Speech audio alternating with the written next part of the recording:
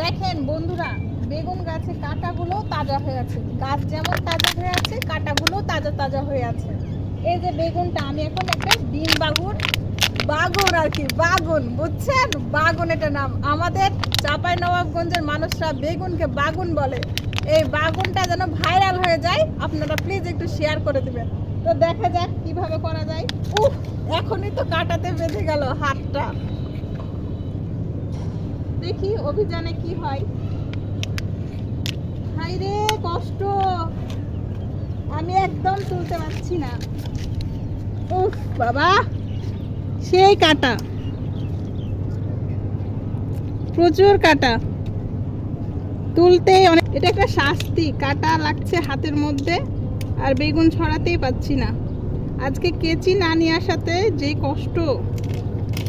এই যে দেখেন, তারপরও হয়েছে আর কি, সাদা